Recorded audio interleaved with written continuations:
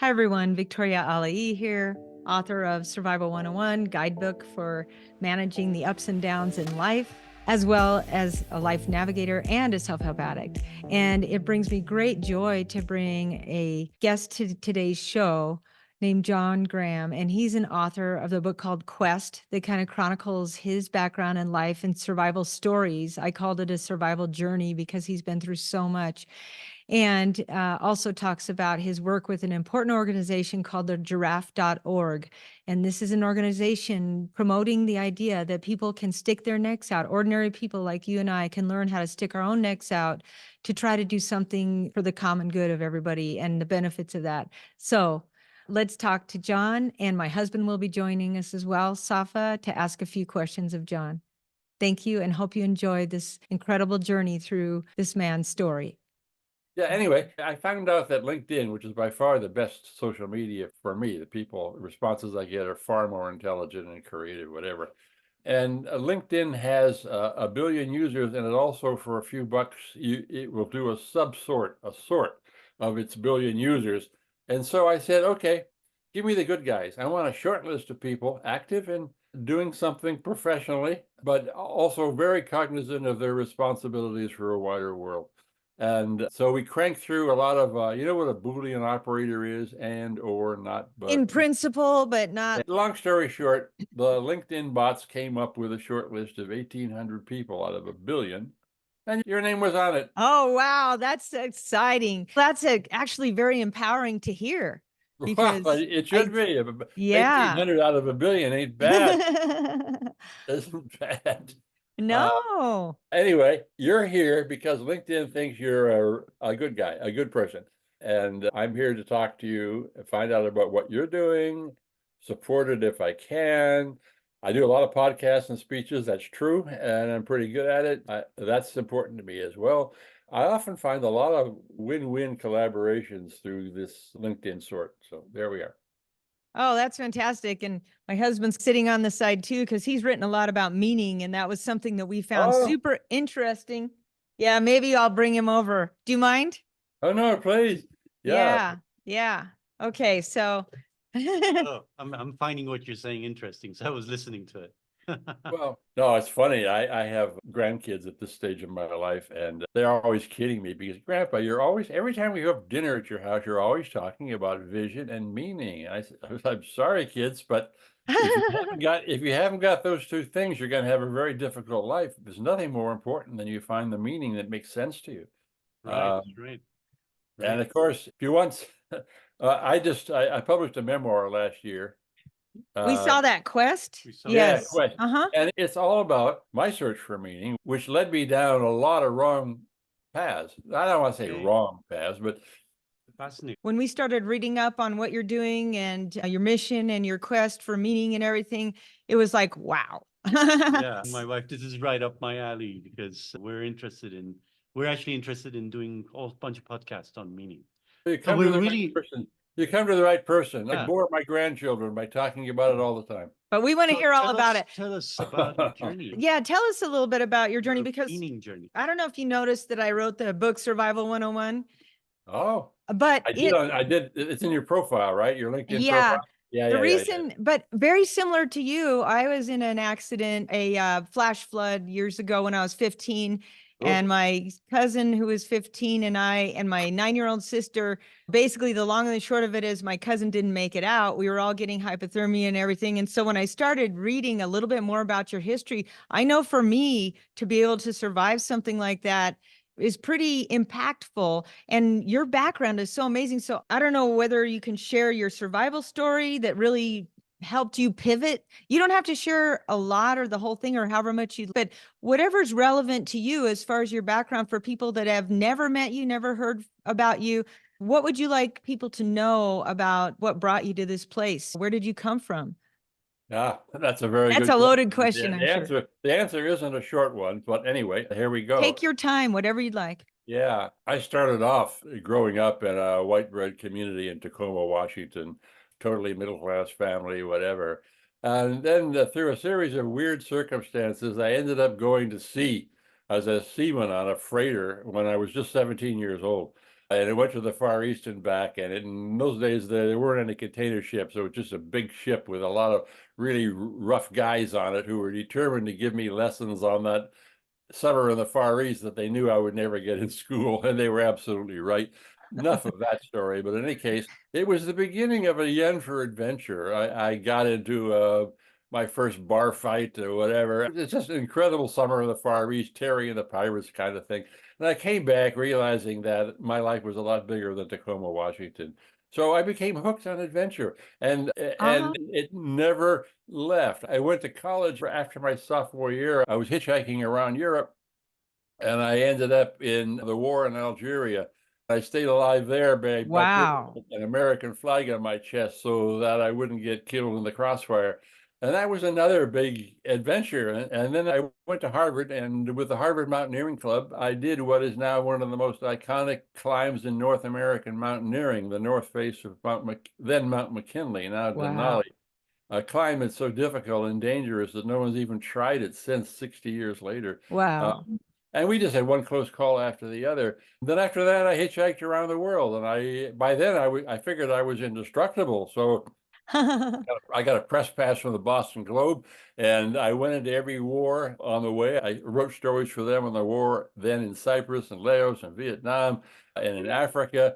In every case, it was dangerous, and I kept walking away from it. And I realized this is the meaning of my life. I Wow. am an adventurer. I'm indestructible. Oh, of course, I was 22 years old. Most year olds think that they're indestructible, but boy, I was utterly convinced. And especially after that climb up Denali, where I almost died a couple different times. Wow. So anyway, my quandary then was, how do I earn a living as an adventurer? Because my parents didn't think much of that idea so I joined the U.S. Foreign Service. But I didn't end up working in embassies in Europe. I got into that part of the service that dealt with wars, revolutions, arms sales, the dark underbelly of American foreign policy. And now I was getting shot at, and I was involved in the first revolution in Libya, for example, in 1969. Whoa. I went to Vietnam, and I asked the State Department to send me to the most dangerous place in the country, and they did. And I spent a year and a half as an advisor to the city of Hue in the northern part of what was then South Vietnam, famous for the Tet Massacre 2 years before Right. that. And I spent a year and a half in Vietnam when every day could have been my last. I was constantly checking for car bombs and snipers, and it was exactly what I hoped it would be. It was extremely dangerous, but even the Viet Cong's bullets didn't get me. And so toward the end of it, I was in the middle of what was called then the Easter Offensive. I don't know if you remember the ancient history, but in 1972, the North Vietnamese almost took over all of Vietnam in 1972. Turned out they didn't manage the feat until 3 years later, but they almost did. And as part of that, they surrounded the place where I was, the city of Hue, and the northern tip of that was then South Vietnam. And the American troops had by then been rotated home under the peace agreement. So I was left there as a civilian, although I was armed to the teeth and surrounded on three sides by North Vietnamese troops. And my life was saved only because the weather cleared and American fighter bombers off carriers blasted the hell out of the advancing North Vietnamese tanks. And I got out of that one. Right.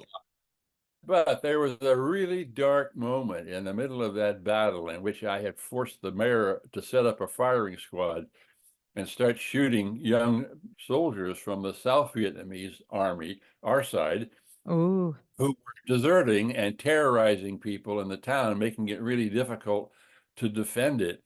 And so we set up a firing squad, and it suddenly occurred to me, it was like a blow across the head. It was in the middle of this terrible battle. I mean, Wow. bang, crash, fighter jets roaring overhead. And it suddenly occurred to me that I knew this war was lost. I didn't believe it. I thought that Vietnam, our participation was wrong. I was only there for the adventure. I was only there for the adrenaline rush. And now I just sent a half a dozen farm boys to their deaths because of my irresponsible mentality, my failure to grow up, if you will. And I actually just wept. Oh my Oh. God. because I found out I did have a heart. I did have a heart. I wasn't a monster. And yet I was doing all these things for adventure. And I needed to turn my life around. And I got out of Vietnam in one piece because of those American fighter jets. And I began to turn my life around. A long story short, a few years later, I found myself at the United Nations, where I was actually able to do some good for the first time in my life. To instead of starting wars and revolutions, I was helping bring peace. And I'm proud to say that my work became important in the ending of apartheid in South Africa and Mm. some other things that I managed to do that really served the world. And now I was hooked on good. I was hooked on doing some good stuff in the world. Uh, Wow. and then I panicked because I got so enthused that I forgot that I had to earn a living. Uh, and I quit the Foreign Service because there's no way I was going to work for Ronald Reagan. And not only that, but I'd be fired anyway because the stuff I was doing was contrary to a lot of American foreign policy. So I quit. I was quickly broke. And then a friend says, well, why don't you lecture on cruise ships? Because they pay a lot of money and you've always had a good gift of gab. Give a couple of stupid speeches on foreign policy. They'll pay you a lot of money. And again, a long story short, and it's all captured in my memoir. I'm not going to go through it all That's today. great. We'll look forward to reading that. But Yes. but basically, I got a job on a cruise ship heading from the U.S. to the Far East for the summer, and all I had to do was give a couple of lectures on foreign policy. And I also learned that part of my job was to look good in a tuxedo and waltz widows around the dance I floor. see. Oh, yeah. There's always the side jobs. Yeah, and then the ship caught fire. Ooh. Initially, they thought they could put the fire out, but they couldn't, and the fire raged over the ship, and Wow. everybody had to leave the ship in lifeboats. But we were 140 miles off the coast of Alaska. And not only that, a typhoon was coming on. Um, Most of the passengers were old because it was, after all, a cruise ship. So I was in this lifeboat in a typhoon, fighting for my life. In the beginning, helicopters coming from the shore bases took most people off, the women and children. By the way, my daughter Mallory was with me, who was then just Wow. 13 years old. But she's a tough person. And I saw her being whisked off into space by a helicopter at the end of a long chair. And so I knew she was safe. As the storm got worse, the fire had started about midnight, and now we were into the next afternoon, 3 or 4. Mm.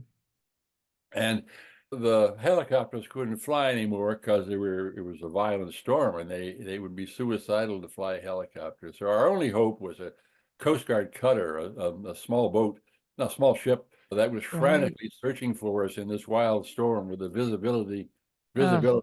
now down to 100 yards or so. And we were dying. I recognized from mountain climbing that we were all dying of hypothermia. Mm-hmm. To be dead in 5 or 6 hours, because in hypothermia you get really cold, but then you start getting warm again and you Yep. sleep. I've been there. Have you? Okay. Yeah, Anyway, a couple times. but the key thing was the light, because while it was hard enough to find us, there are now 8 of us left, 8 men in that lifeboat. Everybody else had been taken off with helicopters earlier. Mm-hmm. There were 8 of us left, and it was hard enough to find us in the day, but as soon as it got dark, it was impossible because we had no lights and no flares. The radio didn't work. We had nothing at all. And not only that, we didn't even have warm clothes. So we were, like I say, dying of hypothermia. We were bailing like crazy to keep from getting swamped. And it was Oh. dark in half an hour. And in half an hour, we were going to be dead. So I really realized then that this, for the first time in my life, out of a dozen, 15 different attempts, I was this time going to run out of luck. I was going to Mm-hmm. die. I was going to die. I was just going to run out of luck. So I looked up, and I wasn't a religious person, but I looked up into whatever God was or whatever higher power was. I didn't know, but all I know was I was mad, because here I was. I turned my life around from a life Right. steeped in adrenaline. And then I ended up at the United Nations, and I helped end apartheid, and I was a good guy now. And now I was being wiped out by some higher power. It didn't make any sense. So Interesting. it was Yep. a very I can interesting, relate to this. yeah, talk Mm-hmm. about a prayer. It was a Mm-hmm. non-prayer. I was screaming at God, how could you do Mm-hmm. this to me? It's so stupid. But I got an answer back. Nobody else in that lifeboat heard a thing. But in the middle of that wild storm, I heard a voice come out of that storm, clear as day, and it said, "Ha, okay, you get out of this, you'll lecture on another cruise ship because you're scared of running out of money. You'll come up with all kinds of other excuses. Your ideals aren't worth a bucket of warm, you know what." And on the other hand, if you make good on your promises, if you make good on the transition that began in that battle in Vietnam, and devote the rest of your life to doing good, then Oh, you may survive. wow. I heard that. I heard that. Boy, and I know this sounds like the end of a grade B movie, but I swear, in that instant No, of I believe submission, it. a Coast Guard cutter, the Boutwell, comes crashing through the storm, heading right for us. And Mm. obviously, I was rescued. Oh, So that's the story. That's the turnaround. And I never looked back after that. The lesson was learned. I went back. I met a woman called Ann Medlock who started something called the Giraffe Heroes Project, which is a we marvelous. really want to hear about that too. Although I'm still allowing what you've told us so far to sink in, because this is not just a survival story, one incident. This is like a survival journey, of Oh, which the beginning part of it was like thinking more about yourself. Oh, I want to go have fun. I want to do these adrenaline rushes and everything. And at the same time, then through that experience in Vietnam, something shifted to the point where you started naturally gravitating towards what you can do to contribute and to be part of the solution of the peace and the is what it sounds like. And then you get to this critical point on the ship. And yeah. Yeah, and yeah. it's like I say, I never looked back. And Ann Medlock came at just the right time because I was so full of myself. I thought, okay, now I'm a good guy, and I can. This was during the height of the Cold War. I'll join the peace movement, and I'll start giving wonderful speeches about making peace in the world. And because I'm such a great speaker and I'm really smart, everyone will listen to me, and I'll make a big dent. Ha! Nobody came to my speeches. Nobody cared to listen to an former Foreign Service officer. Nothing was happening. But then I met Anne, who starts the Giraffe Heroes Project, and she has an entirely different tack on it. She also wanted to do good in the world, but she wanted to do it by telling stories. And she knew that storytelling was the most Oh, powerful way of changing behavior ever discovered. Telling stories like the troubadours in the Middle Ages, or probably for 10,000 years before that, cavemen around the campfire. If you want to change people's behavior, you tell them stories. And if you want them to behave like heroes, you tell them stories of heroes. And that's what oh, he was running around New York City, finding New York City's heroes and then getting their stories told. In those days, there was no internet, so this was on vinyl records sent to radio stations. wow. I thought it was lightweight, and boy, was I wrong. Uh, then I fell in love with her, and everything she was doing became a lot more important. And Oh, sure. I began to see the power of storytelling. And Ann and I have been running the Giraffe Heroes Project ever since. It's now 42 years. Oh, We've discovered unbelievable. We've honored over 1,500 people in those 40 years and told their stories. And we know from evidence that a whole lot of other people have listened to these stories or seen these stories and been inspired to go out and do their own risk-taking thing. They see someone just like them taking a risk to solve a public problem, whether it's cleaning up a corrupt lake in their town or fighting global warming or fighting for the rights of women in Africa or whatever. And they say, what am I doing sitting on my couch? I can do that too. And so they get active too. So we create examples and role models. And 30 years ago, we created a whole K through 12 curriculum teaching these lessons to Wow. people.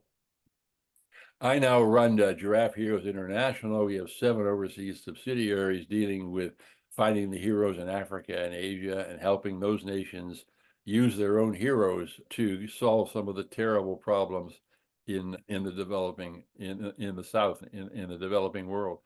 And It's- that's what we do. And I'm now 81. I have no intention of stopping doing it. It's too much, and we're having too much of an impact. That's the full story, and I'm keeping that promise made on that lifeboat. And what I like is it actually is believable. We see so much in the media and movies that replicate some of the real danger that you started off your life experiencing in wars and on ships and things like this, and looking for bombs under your car and everything. That's such a big part. Almost all the everything that we see has to do with killing, has to do with that kind of thing. And the Giraffe Project to me sounds like what you're doing is you're trying to normalize that, hey, there's some other types of heroes out there. Could you give us any example of some of these other heroes that are really fighting for peace? Or obviously you worked with South Africa during that stage, but can you give us any examples of some of the giraffe heroes that you're talking about that might have something different than being superhero or shooting everybody? Or Yeah, it's interesting because a whole lot of giraffe heroes have no concept that they're heroes. They see a problem out there, no one else is doing anything, so they step in and do it.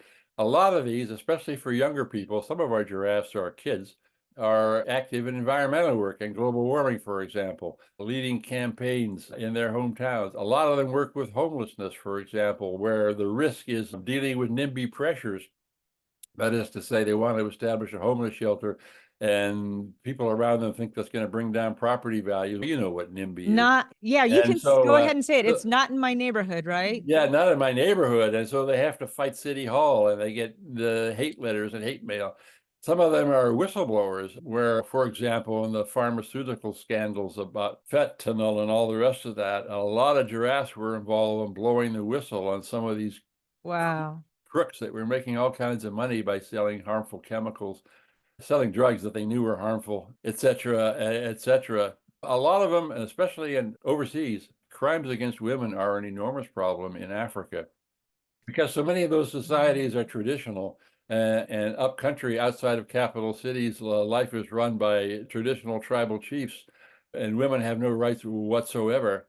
And worse than that, there's some terrible things that happen, and mutilating women and making Yes. sure that they are constantly have no citizenship rights or whatever. So there's some very brave young women in Sierra Leone and Zimbabwe, Wow. Uganda, etc., who are sticking their necks out to try to bring down the whole traditional tribal chief hierarchies in rural areas and force the governments to adopt constitutional and police measures to protect women. This is That's a incredible. I mentioned that in some link because I've been dealing with several stories like that just in the last week, including a young woman in Uganda who's doing incredible work at great risk to confront the tribal hierarchies that are basically forcing women to be slaves. Yeah, but you name it. You name the problem, there's a giraffe working on it in the environment, in crimes against women, in dealing with poverty and homelessness, you name it. And out of 1,500, there are a lot of giraffes doing that. And by the way, we have our library of heroes is a free download. You get to it at giraffe.org. Tap a few keys in the nav bar, you can get to some of the stories, a lot of the stories, and they make remarkable reading. Or if you sign up for our regular newsletter, you'll get a regular feed of these stories, and people just absolutely love them. The giraffes, the people we honor, that we call them giraffe heroes because they stick their necks out, and they love it too because it emboldens them. Many giraffes, like I said, they have no idea they're doing anything extraordinary, and so they just keep doing it, and they don't get any praise or anything because they do it quietly. And when we make them famous through our programs, it adds a lot. We get all kinds of feedback from these heroes themselves saying, "Wow, I had no idea. Thank you so much." Not only that, but so and so came and gave me a big fat check to continue my work, or someone else Oh, volunteer or whatever. So we're not only inspiring people to stick their necks out and start their own programs, we are helping the people already active, and it's great and rewarding work. oh, go ahead. Go Yeah, ahead. so I have a question on this, which is there, what's in common with these folks? Well, what is it, do you think, that motivates them? How come, and the question really goes to how can we get more people like this who are courageous and Yeah. rise up and do things? Join the giraffe So club. yeah, so what's driving these folks who are Uh, obviously exceptional in their environment? Yeah, well, it's funny because I don't know, I've probably given 1,000 speeches over the last 30 years, and every single one of them tries to answer that question one way or the other because it's a key question. How do you replicate this? In the beginning, we were able to talk at length with every one of these giraffe heroes. Now there's just too many. And we asked them exactly what you just asked. Why? Why are you doing this? You don't have to do this. Uh, And a lot of them look at us as if we're nuts. What do you mean? Why did I do it? I was just going to allow the problem to fester? No way. And you get to talking to them, and here's the answer to your question. You get to talking to them, and you find out that they do it because it brings meaning into their life. It brings meaning into their life. And they found the meaning in their lives, not through adventure, as I tried to do, and not through money, and not through power. They find it through service. And we've discovered in talking to giraffes, that is by far the most common motivator, is finding the meaning in their lives. Looking into a mirror in the morning and seeing that who's looking back and from that mirror means something, that you're not just taking up space on the planet, that you're here for a purpose, and that there's nothing more important than you do your best to try to fulfill that purpose, whether it's in business, government, nonprofit, whether you're 16 or 76, it doesn't make any difference. It's looking for that meaning. And then we've gone back and done a lot of research too, and we found out that's been true for hundreds, maybe thousands of years. What motivates people a lot is some kind of service, even if it's just doing good things for your grandchildren, having them brought up nicely with security and prosperity or whatever. Or maybe it's participating in some enormous effort, bringing peace to the Middle East, for example. The answer to your question, and I'm pretty clear about this because I've heard this answer for so long from so many people acting this way, is that they have found the true meaning of their lives, and they haven't found it through money or power or position. They found it in service. Can you say a little bit more about what it means to you? Because obviously it seems to me that you found your meaning in your life doing this project. And what does it mean to you? What is it, what does finding meaning in your life actually mean itself? How, is it a feeling? Is it, what's going on? It's a feeling that the most intense part of me, the most intense inner part of me, has finally found real fulfillment. I suppose in a very simple-minded bumper sticker way, I could say, because it makes me happy. Right. It's fulfilling. It makes me happy. I can't think of anything else I want to do. It brings a sense that, again, I'm not a religious person, but it brings a strong sense that whatever order there is on the universe, I'm on a good path. I'm on the right path, and that I'm fulfilling whatever I was meant to do on this planet, whatever quote God had in mind for me, if there is a God, or whatever purpose there is. I have a purpose. The idea of a human being like me not having a purpose is like having a watch with no hands. It doesn't make any sense. Doesn't make any sense. There has to be some reason for my existence. I talk, I bleed, I run, whatever. I'm here. So there's got to be a reason why I'm here. And so looking for that has been really important. And like I say, first half of my life, I thought I was here because bullets were whistling by my ear, or I was dangling on a rope from a high cliff someplace. And that proved to be pretty shallow. So I figured out, no, that's not it. But what was it was, and this was really captured by that episode of helping end apartheid, because I took a lot of risks, by the way. There's a whole chapter in my book on this. We're excited to read it. I had to confront my own government because they wanted to end apartheid in theory, but not in fact, because American companies were making too much money shipping guns to the South African military. Right. It was a totally corrupt relationship. And I exposed that corruption. And so they didn't think much of that. But anyway, that made sense. That made sense. I really helped enhance the lives of, I don't know, hundreds of thousands of people, most of them of color in South Africa, by my work. And that's an immense source of satisfaction, much more so than if I'd made $30 billion or been elected senator from Missouri or something. No, this is real. This is what I was on the planet to do, and I'm doing it. So it makes me happy. I'm happy. And it seems like you understand yourself at this stage, that you have a lot of energy. You've got these facets of yourself, willingness to take all kinds of different risks. not just physical, emotional, mental, political. You've been willing to do these things because you've been driven by that commitment you made on that boat, for sure, even though it sounds like you had already started shifting in that direction already towards what can I do to contribute and everything.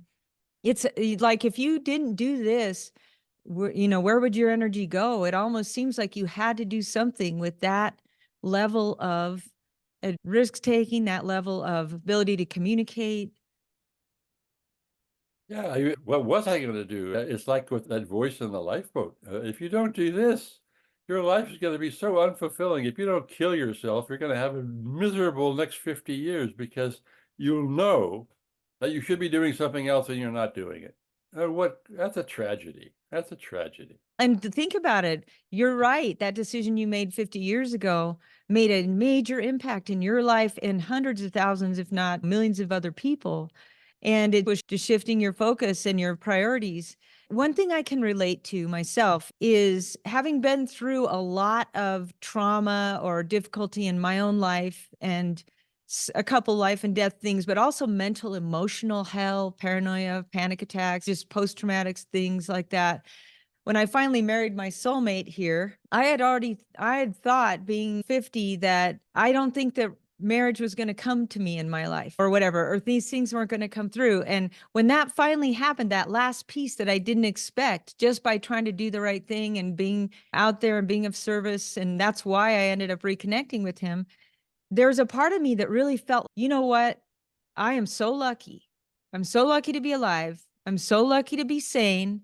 I'm so lucky not to have these daily panic attacks. I'm so lucky to have such an incredible 1 + 1 = 100 person in my life, that I've got to do something to give back now. And so that's become my goal. I didn't want to write a book myself, but I thought, you know what? For some reason, I'm getting the message to get something out there and to try to reach people and to help them get there to this happy life quicker than I did. And so one of the things I noticed is, so I don't know if you felt that way, but I want to help other people get the kind of life I have. I could have easily died or whatever. So something that I really liked about what you said that I'd like to ask you about is what makes it safe in an unsafe world? This is not just physically safe or unsafe, but I'm thinking mentally, emotionally as well. Like, what do you think the Giraffe organization, you yourself, your wife, what do you think you're doing to help people make it safe in an unsafe world? What does that mean? Well, it's not our purpose. It's not I'm sorry, but I don't think it's a safe world, and it never will be. Our whole purpose is to get people to take the risk to confront the risk. And I should say we've honored over 1,500 people, but more than a few of them have crashed and burned. Mm-hmm. More than a few of them have been killed or seriously injured for their actions because they confronted the power structure. Um, and so when we look for a hero to honor, there are two main criteria. The first criteria is that they be doing some good in the world, not just for their families, but doing some good in the world on some public problem. And the second thing is that they must be taking a risk. Now that implies, not more than implies, it means that we understand that the world is a risky place, and we don't try to protect people from those risks, or nor do we try to say we're making a risk-free world. It's never going to happen. We're talking about getting people to operate with integrity and responsibility in a world that is full of risk and always will be full of risk.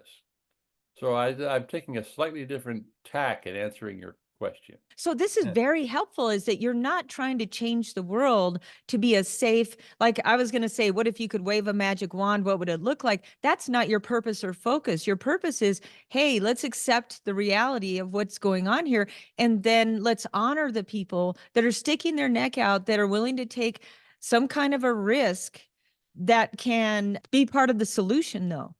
Yeah, and it does in fact create safety. For example, ending apartheid made things a whole lot more safe for Black people in South Africa.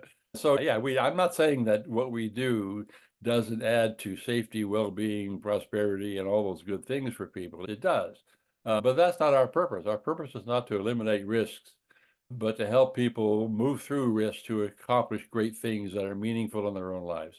And did you have a So question? yeah, so that's the interesting question, is that you're right, the world is a risky place. If you want to really make a change, you have to take extra risk.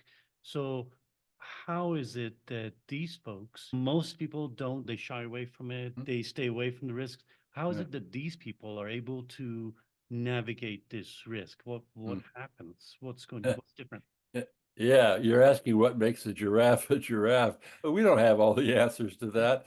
And for a lot of them, I think I said earlier, it's like they see a problem in front of them and it never occurs to them to even ask that question. Jesus, someone's got to do something. The house is burning down.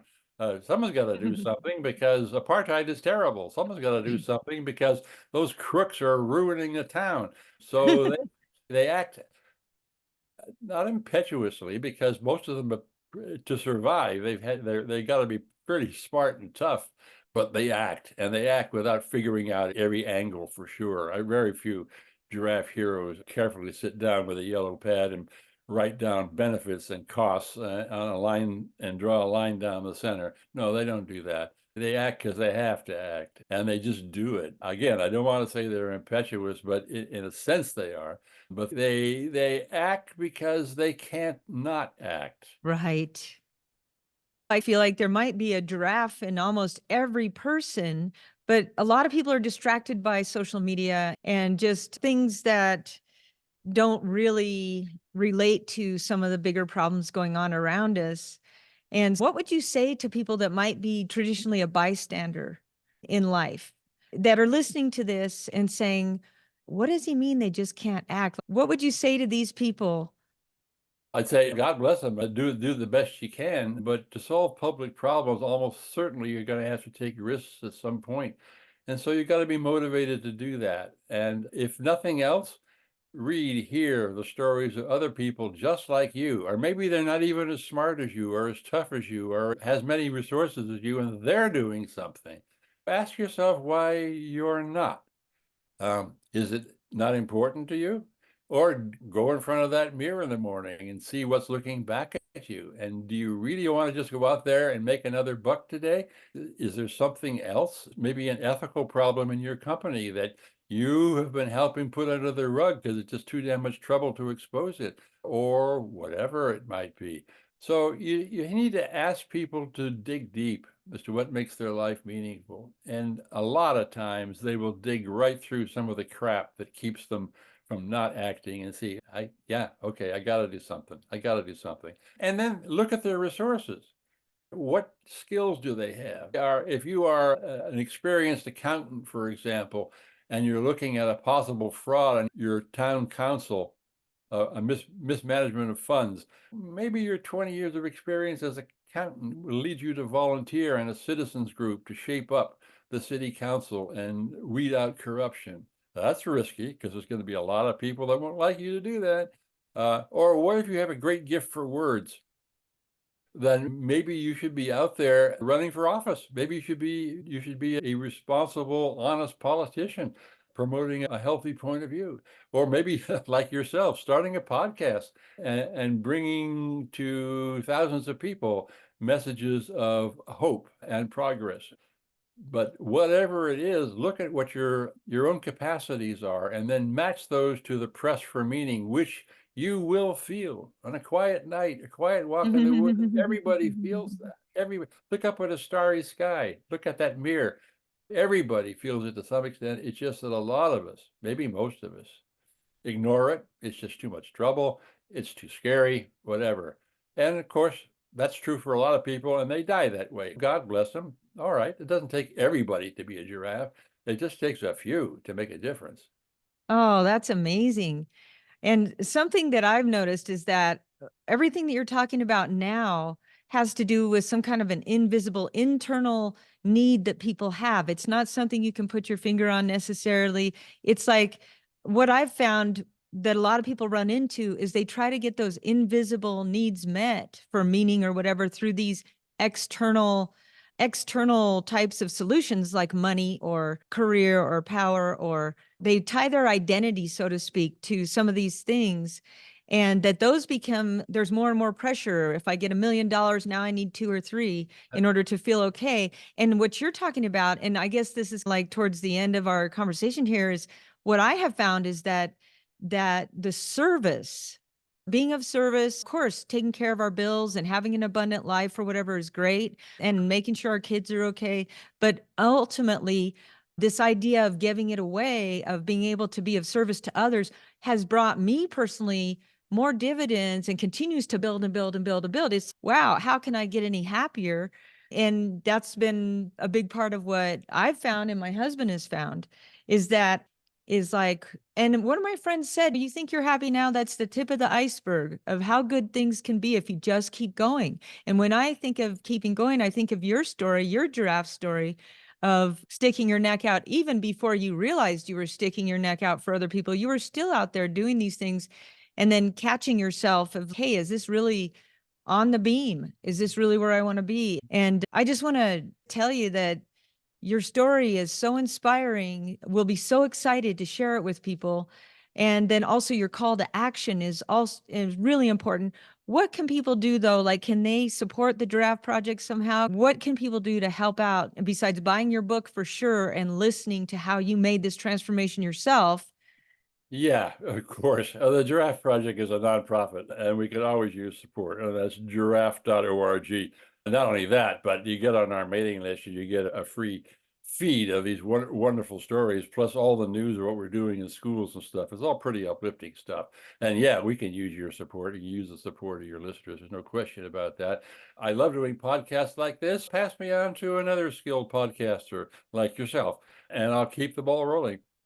This LinkedIn procedure that I described has led to a huge number of invitations to increase my podcast presence or to give video interviews. Heck, I've even got a Hollywood agent now who called me up, and he wants permission to shop my book around Hollywood Quest to make a movie out of it. I was So, going to say several movies. Who do you think? Who can play me in the movie? I got to think about that. You need to think about that, and you better put it out there now, huh? I know. Get Well, yourself Brad Pitt 3D digitized. Yeah, Brad Pitt would be okay. Yeah, the young John Grant, whatever. But anyway, yeah. And more to the point, though, is not just the support for the Giraffe Project. It's far more important for us that the people listening to this and are so moved look around and spot the public problem that concerns them most. You can't handle everything. You can't solve every problem, but pick the one that's just the most annoying one. You're talking with your friends in a bar or something around a dinner table, and it always comes up, and it always annoys you. It's the same damn problem. Whatever. Why can't they fix that? Maybe that's the problem you need to work on. Or is it a problem where your particular skill set and resource set are perfect for it? They really do need that accountant. They really do need that skilled business person. They really Right. do need that graphic artist, whatever. And see to find the match. There's a reason why an eagle has claws, right? They're there for a purpose. So if you're a skilled graphic artist, there's a reason you have those skills and have developed those skills. They're for doing good in the world. What is that good? What problem needs solving that demands a graphic artist? Figure it out. Figure it out. It takes a lot of inner thinking. It takes a lot of thinking. And this is not some wild ass venture, a Giraffe Project, where you just say, oh, I'm going to go create peace in the world, and I'm going to do this, and I'm going to do that. No.